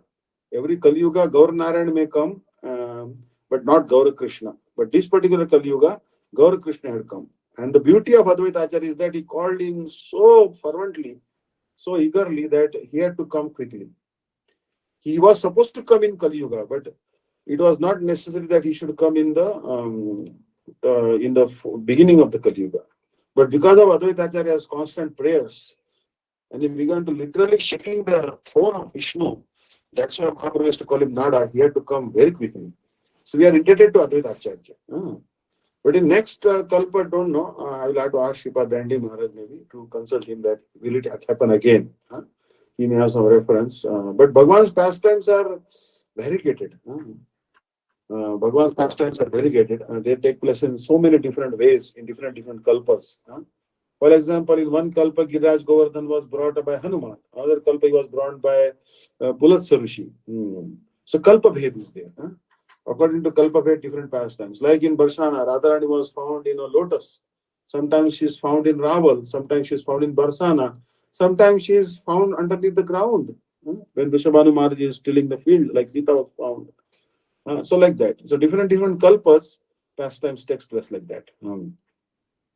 So these pastimes of Namo Ananta Lilaya Devaya Tubhyam. The Krishna's pastimes are unlimited and there are so many varieties.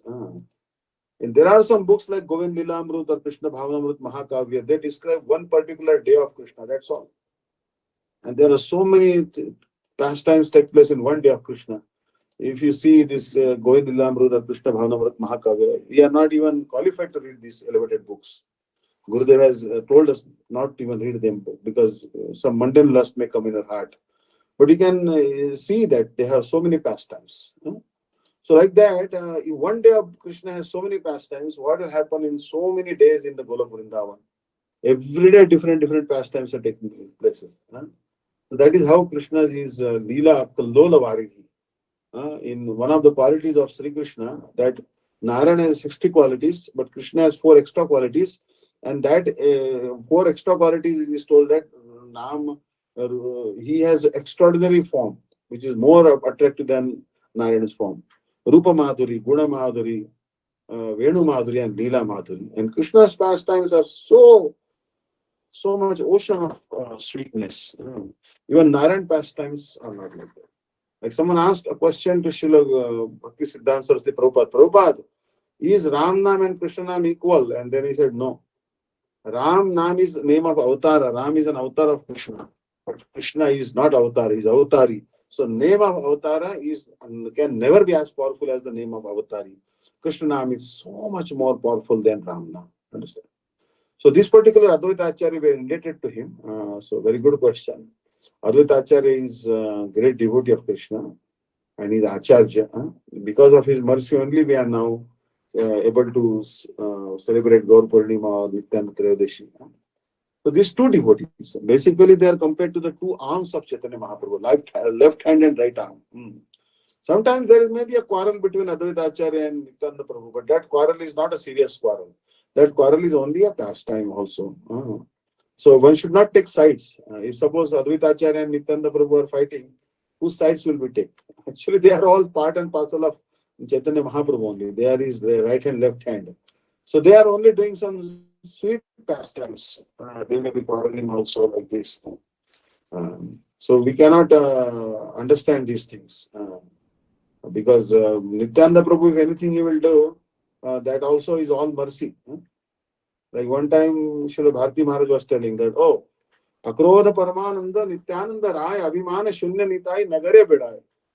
You are telling every morning that Nityananda Prabhu is never angry, but he once, when he saw Shivananda Sen was not able to arrange proper accommodation for the pilgrims in Jagannath Puri, near Jagannath Puri, he kicked on his chest.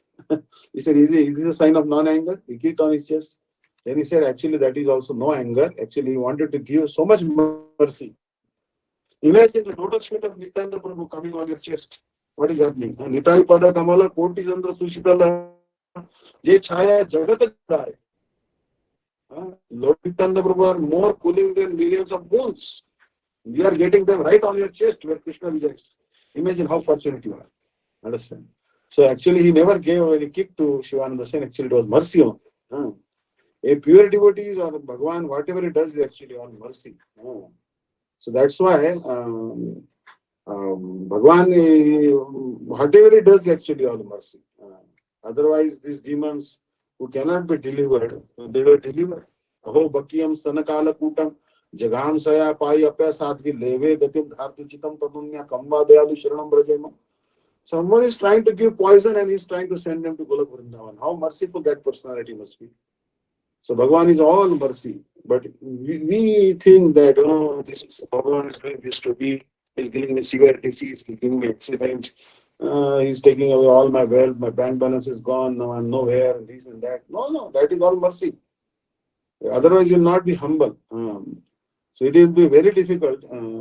There is a quote in Bible actually. I don't remember. I'm not a Bible expert, but they say that it's easy for an elephant to pass through a needle's eye, but difficult for a rich man to land in heaven. Something like this. Means it may be happen that you can pass a big elephant through an eye of a needle, but the rich man cannot go to Vaikuntha. They say like this, Swargaloka. Because there's so much pride. Janma Ishwara Shrutashrivi Eda Manamada Puman Naivatum Avidhatum Maitam Akinchana Gocharam. Krishna is visible by those who are devoid of material possessions. Now you see that Nalakuvar and Manigriva. They were having very beautiful looks. They were the sons of Kubera, and as a result, they never respected Narad Muni.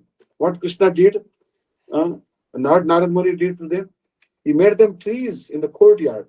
Then what Krishna did? Oh, made him Snigdha Kanta and Madhukanta. So, Kuberatmajo Baddha Murtaiva Yadvad, Tvaya Mochito Bhakti Bhajo Krutaucha, Katha Prema Bhaktim, Swakamya Prayacha, Namokshe Graho Meskim. Kuberatmajo Baddha Murtaiva Yadvad. Now imagine, Bhagwan himself is bound, but and then in that bound condition also he liberated those who are bound. That is the beauty of Bhagwan. He is bound to the grinding mortar, but is liberating. These two sons of Kubera were bound by the curse of Narad Muni. But was it a curse? Actually, it was not a curse at all. It was a benediction in disguise. So when we fall sick, that is benediction in disguise. We lose money, that's a benediction in disguise. Poverty is actually Krishna's topmost mercy. We cannot understand in this condition. But we understand that when we surrender to Guru Vaishnava, His mercy, the tail compounds to each mano. Don't try to search for Krishna's mercy. Just try to analyze it. You don't have to search for where is Krishna's mercy, where is Krishna's mercy. Krishna's mercy is everywhere. Just you have to do some research to find out where it is. Just examine the condition and realize that mercy is there. Understand? Mercy is every moment there is mercy of Krishna. Good or bad or everything that happens is all mercy. Environment, Bhakti Rakshak Maharaj said that this environment is always favorable to us. Always favorable. We may think, oh, my environment is not favorable. It's all favorable. If you are surrounded by bad people, that is to create humility in your heart. Understand? So this is the thing. Why Tukaram Maharaj? Can we have more troubles than Tukaram Maharaj? Never and never. बरे झाले देवा बाईला कर्कशा बरी दुष्काळ पिडा गेली. So his wife was actually very much cruel and always abusing him, and she was not devotee. So some question is coming out here that if each time Advaita Acharya will come, so if Panchatattva always with Mahaprabhu coming, if we need to hear Mahaprabhu pastime next birth, then we need to take birth for next Brahma day. Mahaprabhu only come once. Actually, that how we progress is that we did not take birth in Mahaprabhu's pastimes, but we have seen Mahaprabhu not directly but through the Harikatha, Srila Gurudev. So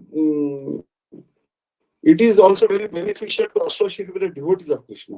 To some degree, it is more beneficial to associate with the devotees of Krishna than with Krishna directly.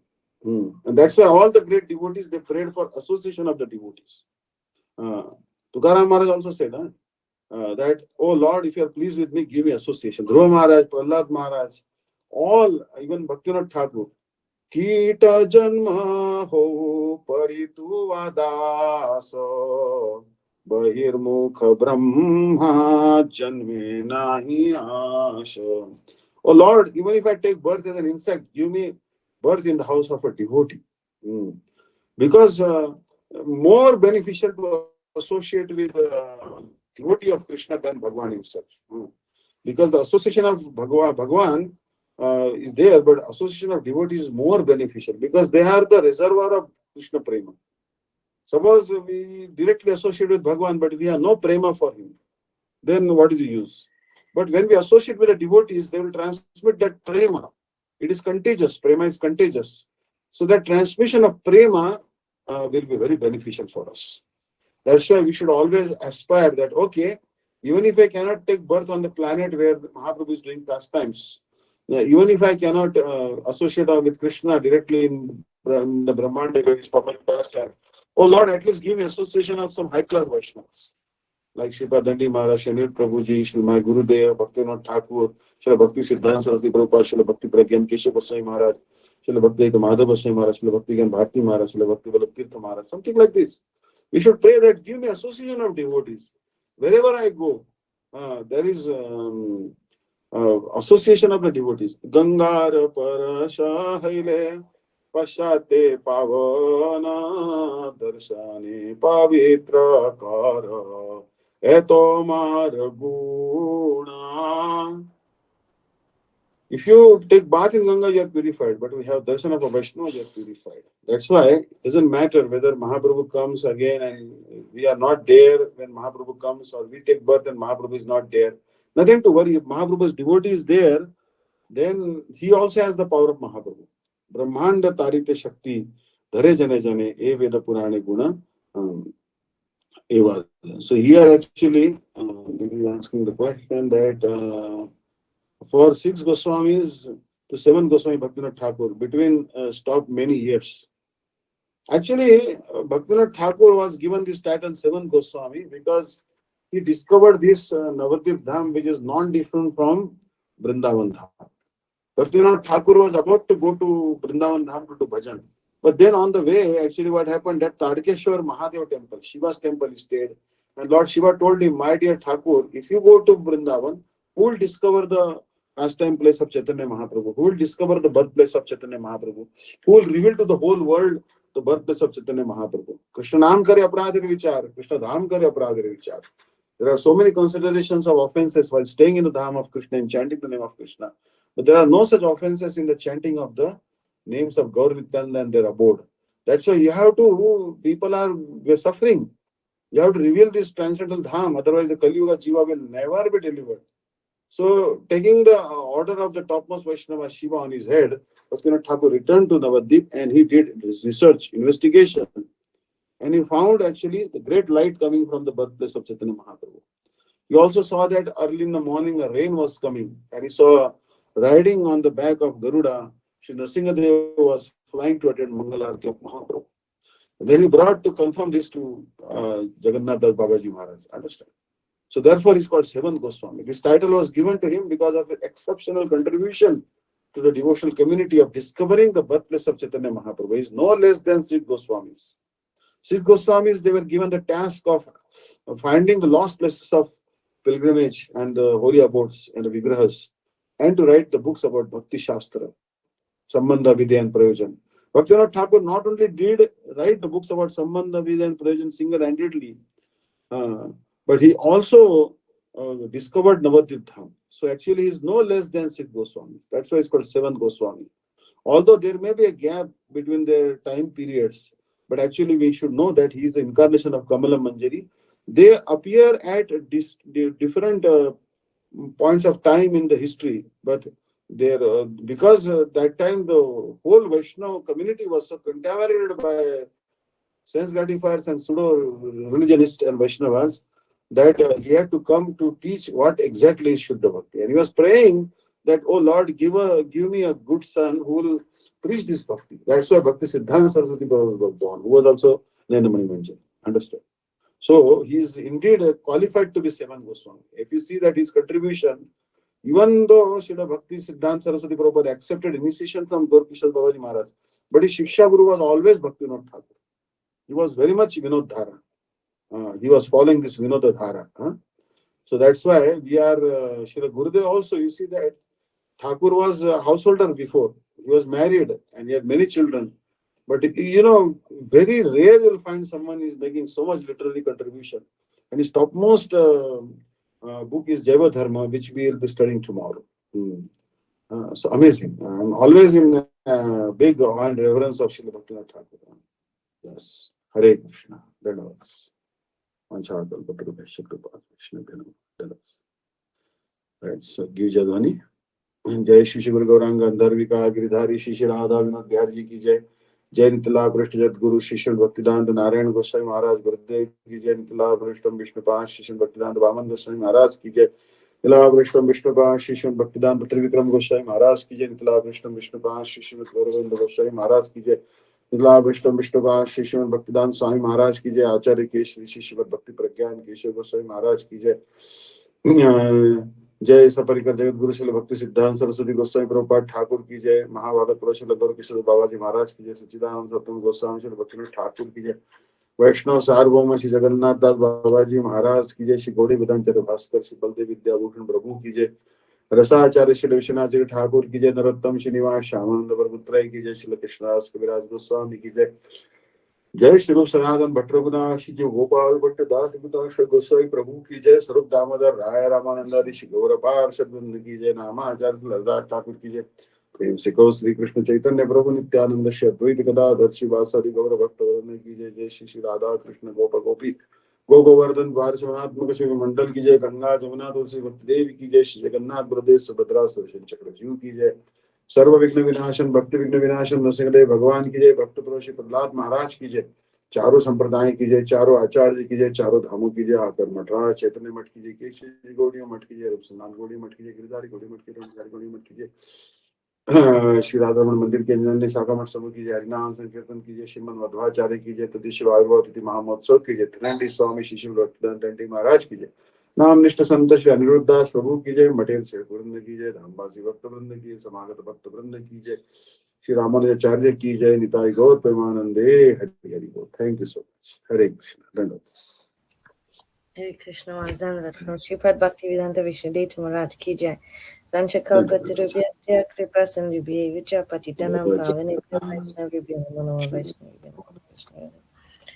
Hare Krishna Maharaj, Dhanavad Prams. Thank you so much. And thank you, dear devotees, for joining today. And we see you all tomorrow for Jai Dwani class with Sripad Bhaktivedanta Vishnu Daivata Mj.